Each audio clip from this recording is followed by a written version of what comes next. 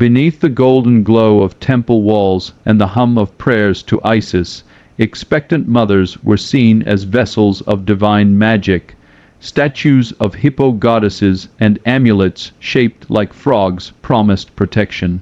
Incantations were whispered over swollen bellies, but behind the incense and sacred symbols lay a world far more fragile. There were no doctors, only midwives, magic, and hope. Pregnancy tests involved barley and wheat. Miscarriage was a curse, stillbirth a sign of sin, pain was expected, survival was not, every birth was a gamble. Some recorded their fears on scraps of papyrus, others left no trace at all. This is the hidden history of pregnancy in ancient Egypt. The pain, the peril, and the power. Applause to understand the struggles of women in ancient Egypt. We must first grasp a startling contradiction that runs through their entire civilization. Egyptian women enjoyed legal rights nearly identical to men from our earliest preserved records, able to own property, initiate divorce, and engage in trade. Freedoms that would not be seen again in many societies for millennia. Yet this legal equality existed alongside medical practices and social expectations that placed women's bodies at extraordinary risk. Imagine Anisinamon, not the famous queen, but a more typical woman of the same name, living in Memphis around 1400 B.C. At age 12, she would have been considered ready for marriage. Marriage in ancient Egypt was primarily viewed as a business arrangement between families, an alliance of clans and property. Unlike her sisters in neighboring Mesopotamia or later in classical Greece, Anisinamon had remarkable agency in this process. Some marriage contracts were even initiated by women rather than men, and women could divorce their husbands and send them away. But legal equality could not protect against biological reality. The average Egyptian woman would become pregnant numerous times throughout her fertile years, not by choice, but by necessity. In a society where infant mortality rates soared above 40%. Each pregnancy was a gamble with death, and everyone knew it. The archaeological record speaks volumes about what written sources often omit. In cemeteries across Egypt, we find the remains of young women who died between ages 15 and 25, many with signs of death during childbirth. These silent graves tell us more about women's lived experiences than any royal inscription celebrating the pharaoh's divine power. Consider this. While pharaohs boasted of their eternal glory carved in stone, ordinary women faced the real possibility that each pregnancy might be their last. The great irony of Egyptian civilization is that it granted women legal equality, while their biology subjected them to risks that no law could address. Music, the institution of marriage in ancient Egypt, was not the romantic union our modern sensibilities might expect, but rather a calculated economic arrangement that would determine a woman's entire life trajectory. Marriage was regarded as an alliance between families, a joining of clans and union of property, with couples becoming married simply by deciding to live together. Marriage negotiations in Thebes around 1250 B.C. offer a revealing glimpse into the legal and social norms of ancient Egypt. Rather than focusing on affection or compatibility, families often treated these unions as formal contracts, discussing property rights, inheritance, and the fate of children should the marriage end. Prenuptial agreements were commonly drawn up and signed, especially among the middle classes, indicating a society that not only recognized the possibility of marital dissolution, but actively planned for it. These contracts serve to protect individual assets and outline responsibilities, reflecting a legal culture that approached marriage with both realism and foresight. What's remarkable is the protection these agreements offered women. If a husband left the marriage, he was liable to a fine or payment of support analogous to alimony, and in many cases, he forfeited his share of joint property. This represented revolutionary thinking for the ancient world. While her contemporaries in Babylon or Athens would become virtually the property of their husbands, an Egyptian woman retained economic independence that could save her life if her marriage became unbearable. Yet behind this legal progressivism lay harsh economic calculations about female fertility. A woman's value in the marriage market was directly tied to her reproductive potential. Hieroglyphic records from Duel Medina, the village of royal tomb builders, revealed that wives who failed to produce children, particularly male heirs, faced social pressure that could drive them to desperate measures. The pressure to conceive was not merely social but existential. In a society without social safety nets, childless women faced poverty and old age. Sons were expected to care for aging parents, while daughters, once married, belonged to their husband's family. A woman who failed to produce children faced the terrifying prospect of destitution regardless of her legal rights. This created a cruel paradox. Women had the legal right to divorce, but the economic necessity to remain fertile made leaving an abusive or neglectful husband extremely dangerous. Freedom on papyrus meant little when starvation loomed as the alternative.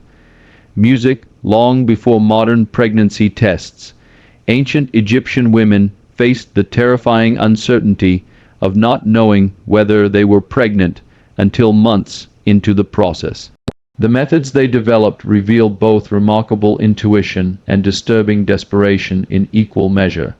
An Egyptian papyrus from between 1500 and 1300 BCE offers a method for diagnosing pregnancy. Women were advised to urinate into a bag of barley and a bag of wheat.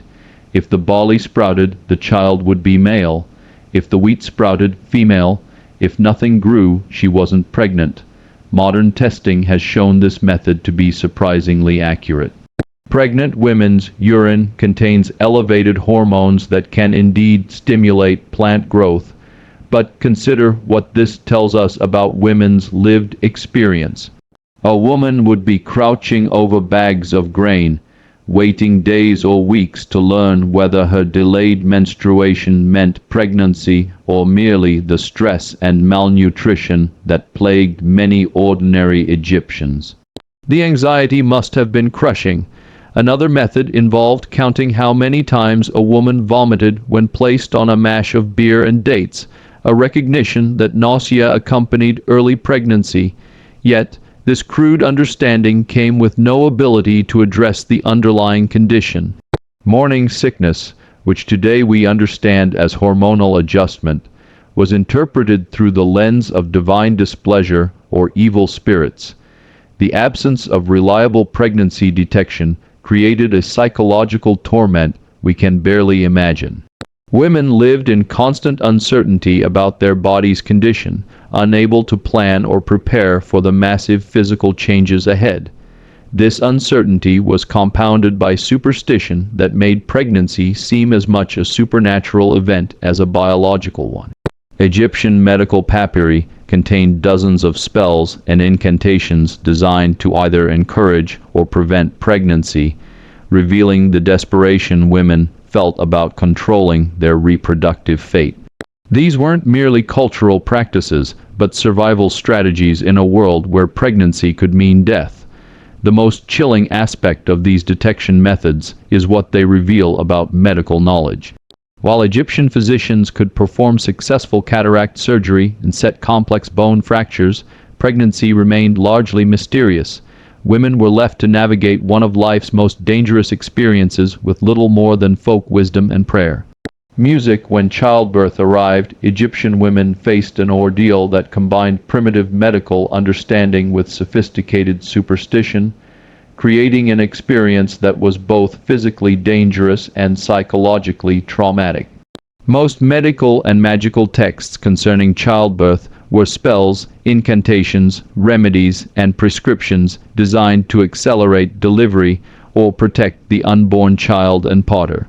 A woman would begin her labor and be led to a special birthing chamber where female relatives have arranged 4 birthing bricks in a square.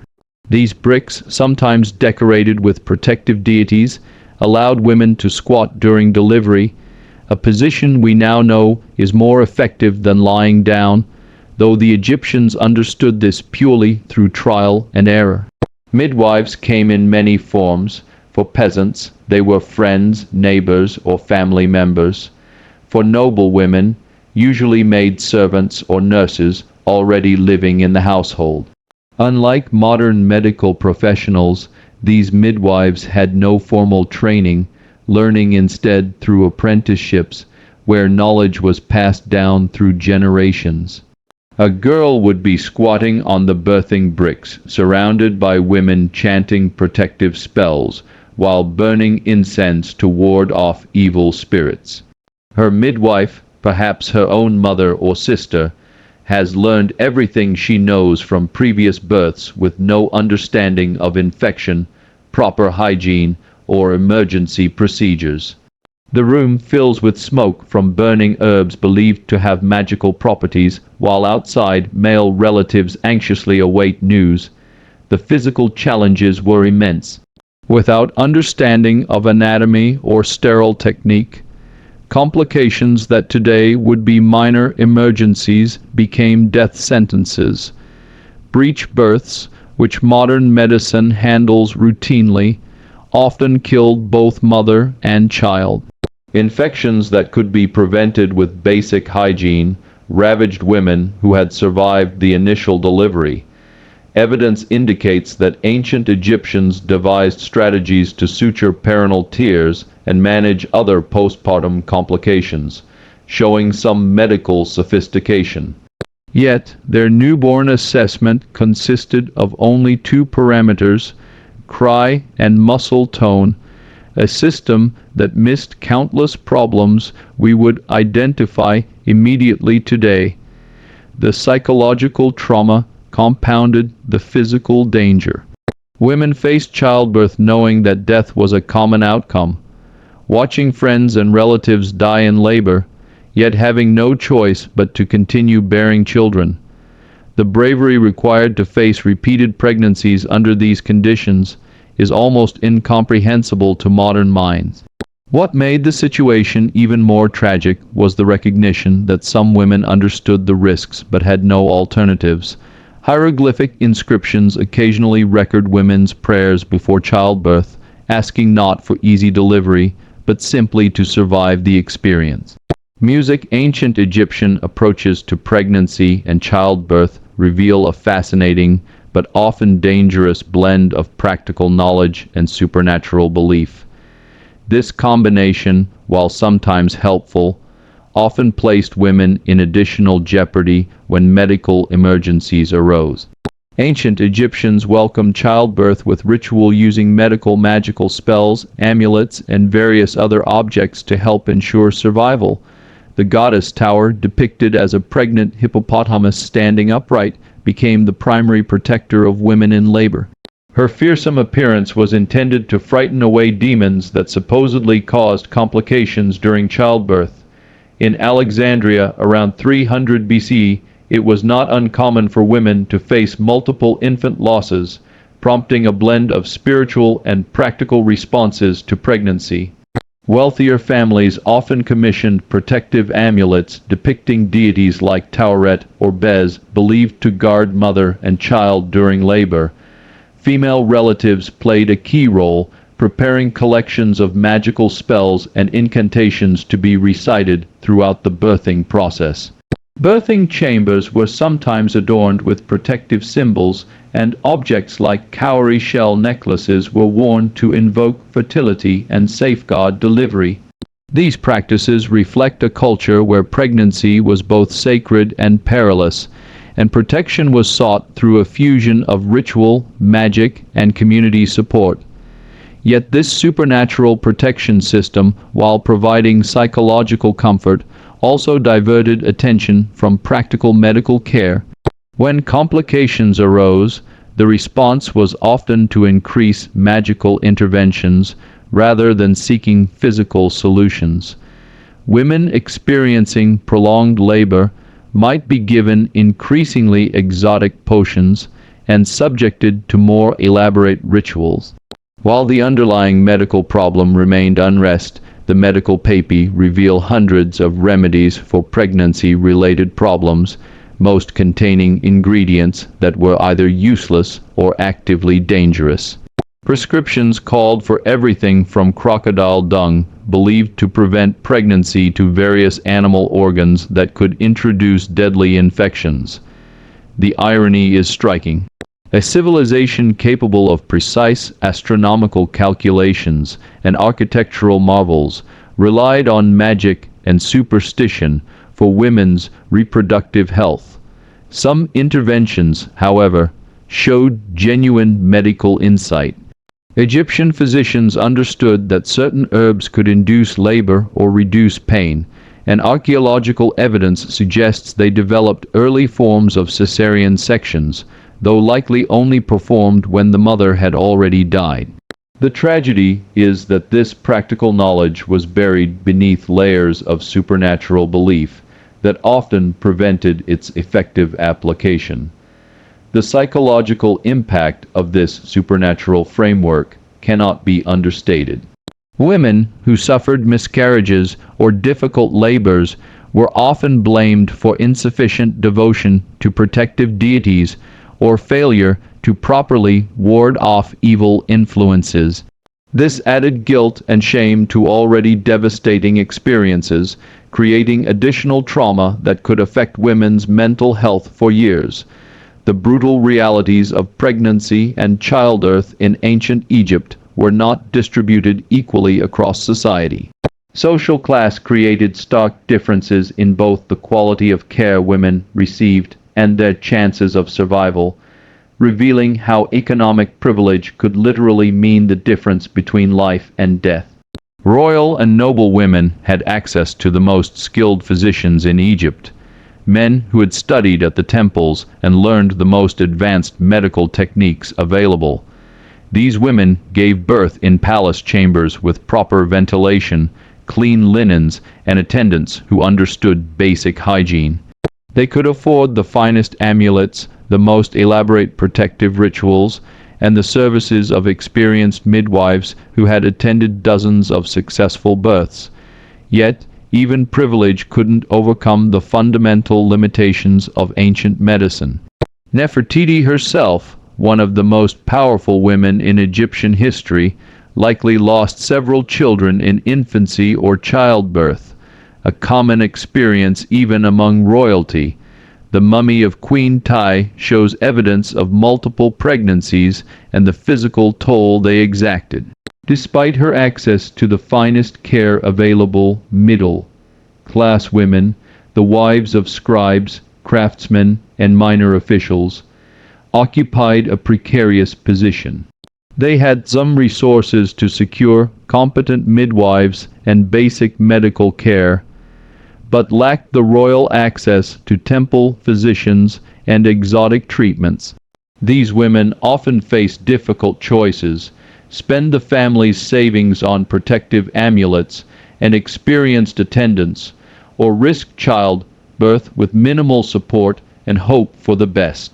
For peasant women, who comprised the vast majority of Egypt's population, pregnancy was often a death sentence disguised as a natural process. These women worked in the fields until labor began, gave birth in mud-brick hovels with minimal assistance, and returned to manual labor within days of delivery, if they survived. Their midwives were neighbors or relatives with no formal training, operating with superstition and folklore as their only guides. The archaeological record from worker villages like Deir el-Medina provides heartbreaking glimpses into these women's lives. Ostrich limestone flakes used for informal writing, record requests for time off work due to women's problems, euphemisms for pregnancy complications, miscarriages, and recovery from childbirth. These brief notes represent the only historical acknowledgement of suffering that affected millions of women. Perhaps most tragically, social class influenced not just the quality of medical care, but also women's reproductive choices. Wealthy women could afford to space their pregnancies, use primitive forms of birth control, and even occasionally choose childlessness if they wished. Poor women had no such luxury. They bore children constantly because infant mortality meant only multiple pregnancies offered hope of surviving offspring to care for them in old age. The system created a vicious cycle. Women who survived multiple pregnancies and childbirth experiences gained knowledge and skills that could help others. But this wisdom was largely confined within social classes. The survival strategies developed by royal physicians rarely reached peasant villages, while the practical folk remedies used by common women were dismissed by educated physicians as primitive superstition. Behind the personal tragedies of individual women lay a brutal economic calculation that treated female reproductive capacity as a resource to be exploited rather than a human experience to be protected. Understanding this economic framework reveals why ancient Egyptian society, despite its relative progressivism regarding women's legal rights, failed to address the massive mortality rates associated with pregnancy and childbirth. From the state's perspective, women's primary value lay in producing the next generation of taxpayers, soldiers, and workers. Pharaonic records meticulously tracked population numbers not out of concern for individual welfare, but to calculate tax revenues and military conscription potential. Each woman represented an investment in future economic productivity, but only if she successfully bore and raised children to adulthood. This economic logic created perverse incentives that increased rather than decreased risks to women's health. Families were encouraged to have as many children as possible, not only to ensure some survived to adulthood, but also to maximize their economic output. A household with multiple adult children could farm more land, engage in more crafts, and generate more income. The pressure on women to continue bearing children, regardless of their health status, was enormous. Papyrus records from La Hun reveal the harsh realities many women faced in ancient Egypt. One such case describes a woman who bore 5 children in 7 years, 3 of whom died in infancy. Despite suffering from what the texts refer to as a weakness of the womb, she became pregnant again. Her husband sought the advice of physicians not to assess the risks to her health, but to obtain magical interventions aimed at ensuring the survival of the unborn child. The mother's well-being was a secondary concern, overshadowed by the family's pressing need for heirs. Such accounts underscore a broader societal pattern in which fertility was prized, infant mortality was tragically common, and a woman's reproductive value often outweighed her personal safety. The economic framework also explains why investment in women's health care remained minimal despite Egypt's wealth and medical sophistication. Resources flowed toward projects that enhanced pharaonic power, monuments, military campaigns, administrative systems rather than toward improving maternal mortality rates. The loss of individual women, while tragic for their families, didn't threaten the broader economic or political system. Ironically, this same economic logic occasionally worked in women's favor. By 365 B.C., new marriage contracts emerged that mainly protected women from divorce, placing more financial burdens on men. This change likely reflected recognition that training skilled female workers, weavers, brewers, bakers, represented significant investment that shouldn't be casually discarded through arbitrary divorce. Yet the fundamental calculation remained unchanged. Women's bodies were valuable primarily as reproductive vessels. not as human beings with intrinsic worth. This framework would persist long after the fall of the pharaohs, influencing attitudes toward women's health care for millennia to come. As we emerge from the shadow-filled birthing chambers of ancient Egypt, we carry with us the voices of women whose names have largely vanished from history, but whose experiences echo across millennia. Their struggles illuminate not just the past, but also the present. Yet the legacy of those ancient women extends beyond their suffering. Their informal networks of knowledge and support prefigured modern women's health movements. Their legal equality, however limited by practical circumstances, established precedents that would eventually inspire broader concepts of human rights. Perhaps most importantly, their stories remind us that behind every historical statistic lies a human reality. These aren't merely historical curiosities, but testimonies to human experiences as real and urgent as our own. Music